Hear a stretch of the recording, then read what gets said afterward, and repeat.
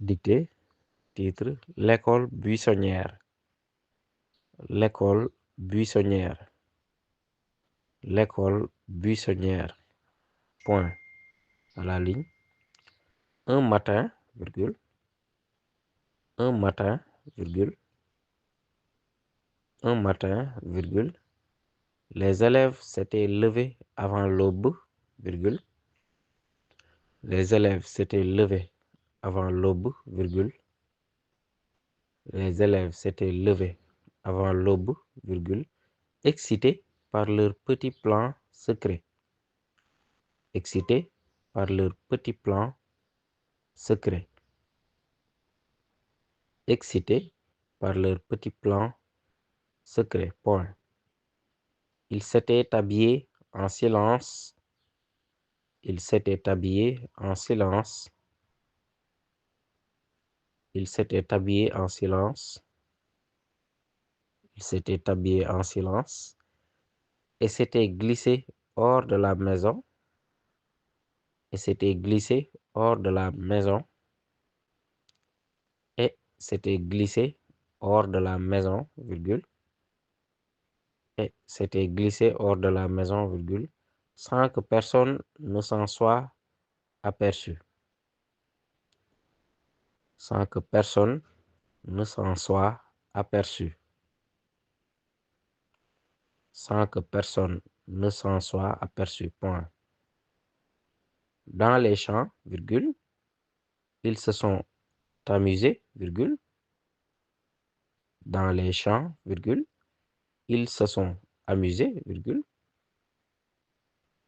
Dans les champs, virgule, ils se sont amusés, virgule, se sont cachés derrière les buissons. Se sont cachés derrière les buissons. Se sont cachés derrière les buissons et se sont racontés des histoires inventées pour passer le temps. Et se sont racontés des histoires inventées pour passer le temps.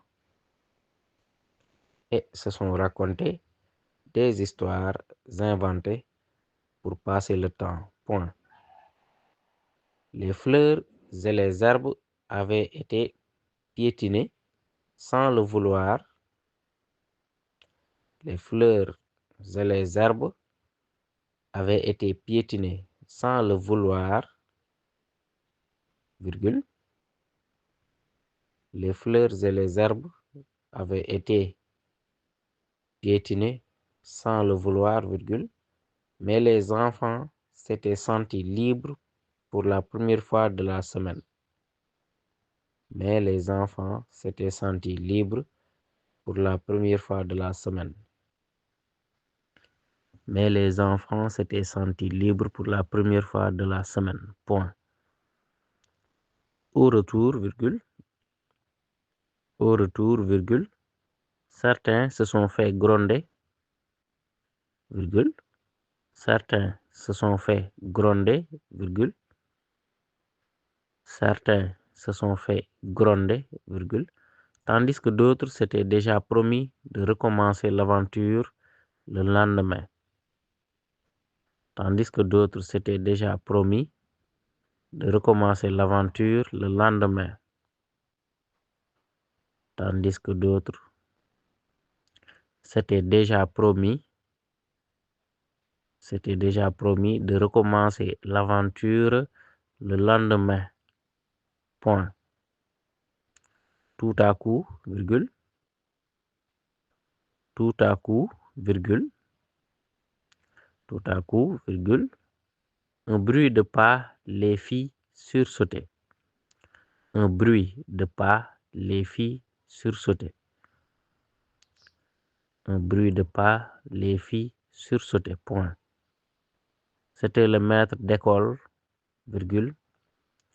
C'était le maître d'école, virgule.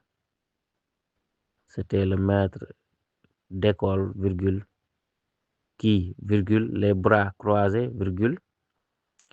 Qui, virgule, les bras croisés, virgule.